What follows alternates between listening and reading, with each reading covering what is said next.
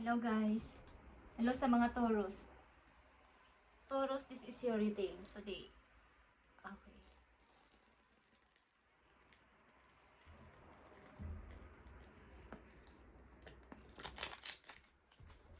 Para to sa mga Taurus. March 24, 2026. Kukuha lang tayo dito ng isang message na mahalaga para sa'yo. At titingnan natin ang inyong sitwasyon. At hingi tayo ng payo guys. Okay. Mahalagang message for Taurus.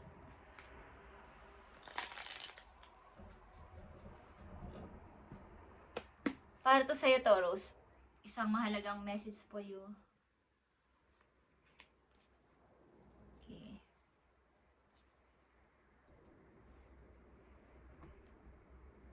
Tingnan natin to. Taurus, andito ang Five of Swords. Ikaw ay naguguluhan. Okay? Sa paligid mo. Maraming abala, maraming madadrama. Gusto mong lumayo. Okay, nagbabala kang lumayo. Gusto mong may iwan na mga taong magugulo. Okay, magugulo. Ginugulo ang isip mo, madadrama, as in, marami. Gusto mo silang layuan. Okay guys, ito man ay mga kaibigan, katrabaho, kapamilya, or asawa nyo o kasintahan nyo is may mga pang-abala sa inyo. Okay? At iniisip mo to. Nag-iisip ka ng magandang solusyon o paraan o anong gagawin mo dito. Okay, Taurus? Ito ang message mo na kasalukuyan yung sitwasyon. Guys. Okay, bago yan is tayo ay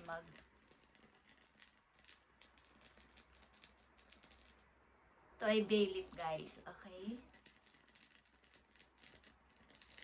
Para sa inyong abundance. Money, money, money.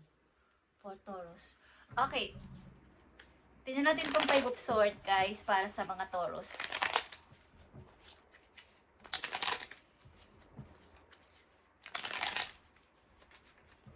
Ikaw ay nasa gitna ng ilan sa inyo ay wala ring tulog, ilan sa inyo ay kagagaling lang sa mahirap na sitwasyon at nahihirapan sa ngayon na mag-isip ano ba ang dapat kong gawin. Okay. So, tingnan natin tong Five of Swords para sa mga Taurus. March 24, 2026. Mukhang bandang May. Gusto nyo may layuan na tao. Bandang May. Okay. Okay guys. May mga gusto kang gawin sa buhay kasi. Page of Wands is here. Pero ang hirap, isa katuparan o ang hirap pasimulan. Okay? May mga need kang gawin pero ang hirap pasimulan. So ikaw ay naka-stop. Naka-pause. Okay? Nag-iisip-isip. Para to sa Taurus, Five of Swords. Andito ang Seven of Cups. May mga offer guys. Ito ay mga tao din. Okay? Iba't ibang tao sa buhay ninyo. Iba't ibang involved na tao sa buhay ninyo. Marami. Taurus. At hindi mo alam kung sino ang iyong papaniwalaan. Hindi mo alam kung sino ang iyong pipiliin sa mga lumalapit sa'yo. Okay? Nandito ang Knight of Wands. Ito ay plano ng isang person na mag-forward papunta dun sa offer na yon. Okay? Papunta sa offer. Plano. But Eight of Wands and reverse is here. May mga invisible na nang-aabala, guys, sa inyong pagpo-forward. May mga invisible. Ibig sabihin, mga tao o mga pangyayari na hindi nyo inaasahan. Mga tao na hindi nyo alam na hahadlangan kayo. Mga tao na akala nyo pinagkakatiwalaan nyo pero hahadlangan o hahadlang sa inyong pagpo-forward o hahadlang sa inyong pagtatagumpay. Taurus is marami. Okay? Maraming tao ang gustong humadlang sa inyong pagtatagumpay. Guys. So, nag-iisip-isip ka ngayon, sino-sino sa mga to ang dapat kong ikat. Okay, ikat. As in, ikat. Tanggalin sa buhay ko. Sapagkat hindi ko alam sa mga taong ito o sa mga nakapaligid sa akin sino ang totoo o hindi. So kayo ay gulong-gulo sa inyo kasalukuyan guys. Sino ang inyong aalisin sa buhay ninyo? Sino ang inyong sasamahan? Sino ang inyong papaniwalaan? Okay. Taurus, tingnan natin ang message po yun dito. Para to sa mga Taurus na nagugulumihanan. Okay, nagugulumihanan sa kailang buhay, sa kailang sitwasyon. Okay.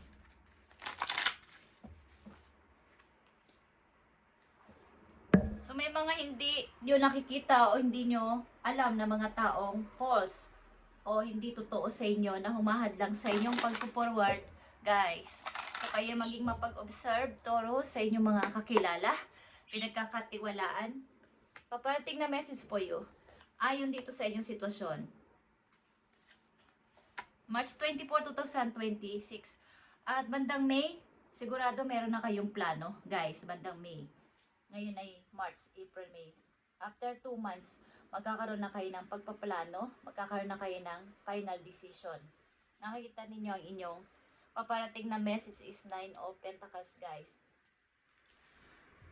Pagkakaroon ng kalayaan sa money, pagkakaroon ng kalayaan sa buhay, sa kaperahan, guys. At itong pagpo-forward na to ay papunta to sa tagumpay. Kaya lang, maraming may ayaw na ikaw ay uunlad.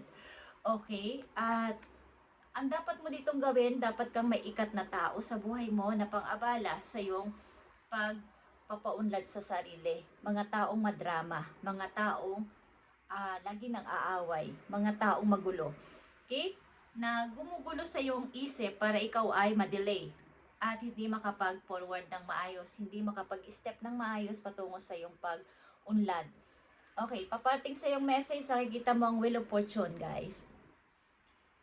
Mga opportunity, Taurus, kaya umpisahan mo ng mag-cut ng mga taong hindi naaayon sa iyong gusto, pang-abala sa buhay mo, ginugulang utak mo, nadidelay ang iyong pagpili dito sa mga offer na to. Okay, guys? Knight of Wands is here. Andito na naman ang Knight of Wands. Plano mo talagang i-accept to, i-grab mo to. Okay? Nakikita nyo ba to, guys? King of Pentacles. Ito ay Capricorn energy, cardinal ito. At ito ay kumbaga, ang mindset niya ay kaperahan. Okay? Kalayaan sa money. Ito ay isang person na negosyante. Okay, guys? Lagi ang nasa utak ay pag-unlad. Hindi kailangan ng drama. Hindi kailangan ng mga taong abala sa pagpapaunlad sa sarili. Okay? Hindi kailangan ng mga chismis. Yung mga negative. Ito yung karakter ng tao na to. Ito ay loyal. Okay? Cardinal. Okay, guys? At plano mong i-grab ito o dapat mong i-grab itong opportunity na to na darating ulit sa buhay mo? Guys. Okay, dito ang Knight of Wands and King of Pentacles and Nine of Pentacles. At sa dinami-dami ng yung pagpipili ang person, maybe isang person is mapipili mo dito. Seven of Cups is here again. And the Page of Pentacles. And Two of Pentacles. Okay, guys? So, ikaw talaga ay mamimili sa napakaraming person na yung pinagpipilian. At ang taong pipiliin mo, ang energy na pipiliin mo, maybe ay katulad mo na ang mindset ay pag-unlad sa buhay, walang drama, at pareho kayo ng gusto. Okay?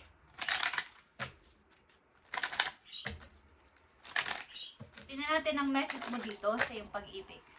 Silipin lang natin, guys. March 24, 2026 sa mga Taurus.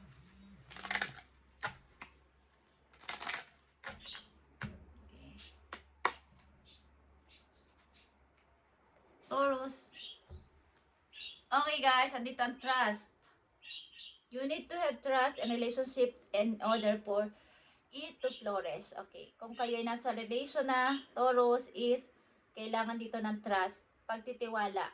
Kung kayo ay mag-aasawa, may asawa na, at kayo ay magkalayo, kayo ay kinasal, o kayo ay ikakasal pa lang, kailangan nyo ng tiwala sa isa't isa.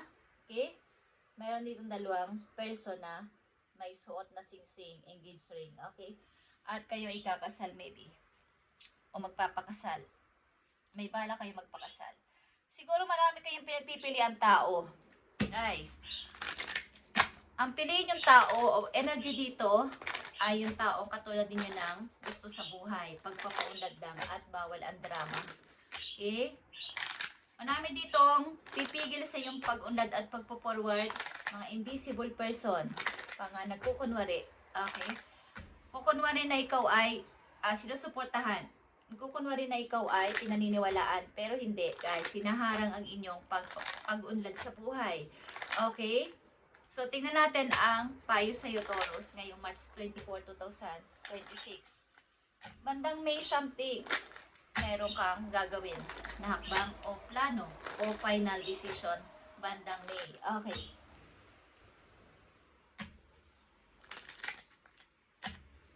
Tingnan natin ang payo sa iyo, Taurus. Okay. If it's meant to be, it will be.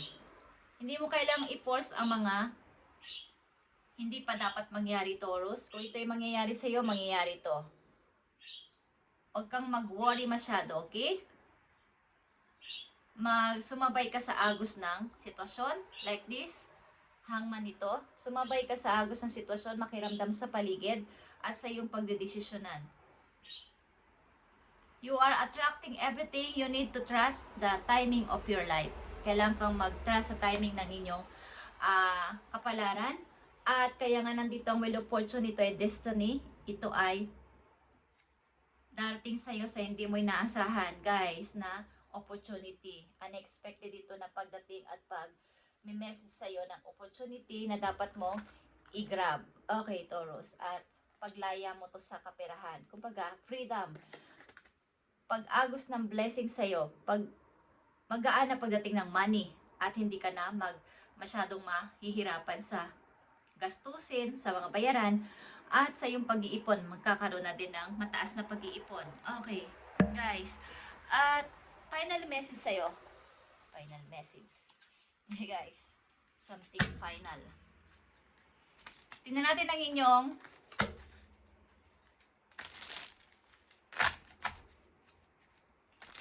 isa pang message, guys. Okay? Galing ito sa yung past life. Taurus. Past life.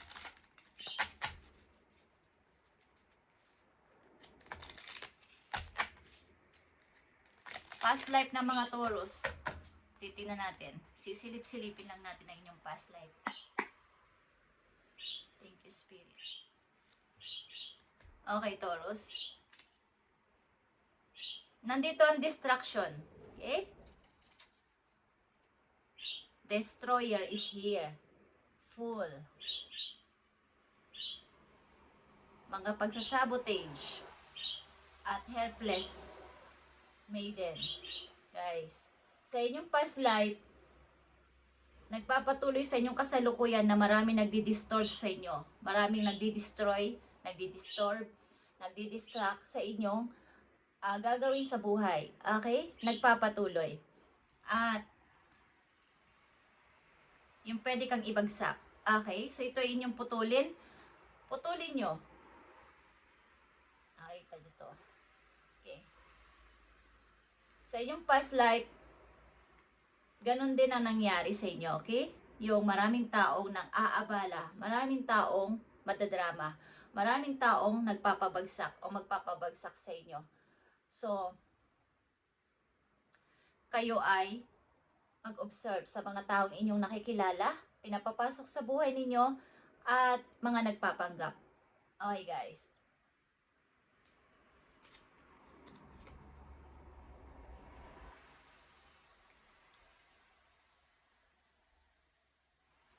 Ang ilan din sa inyo ay may trauma galing sa nakaraan. Physical abuse.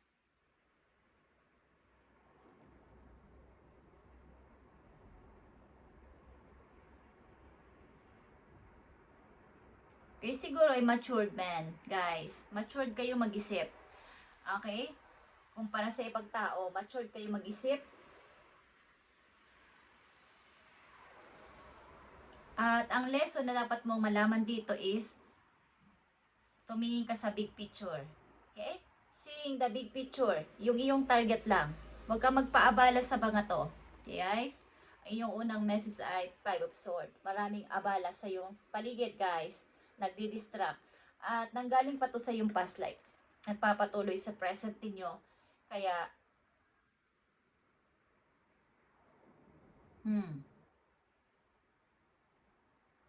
ilan sa inyo nasa Europe? Bandang may mga buha-buhangin, guys, na place din ang ilan sa inyo. Okay, ilan sa inyo is nasa Europe, guys. At timing ang pagdating nitong opportunity na dapat ninyong i-grab. Huwag ninyo itong palagpasin sapagkat magiging ganito kayo, King of Pentacles, guys. Okay, Taurus, ito ang inyong message ngayong March 24, 2026. At kayo ay huwag magpa-distract dito. Putulin nyo ang nakaraan. Okay, ang past life. Nagpapatuloy sa kasalukuyan nyo ang inyong past life. Na ang ilang mga Taurus dito ay nadidistract ng mga tao o gustong i-destroy. Kumbaga, gustong palaglagin. Okay, thank you and God bless, Taurus.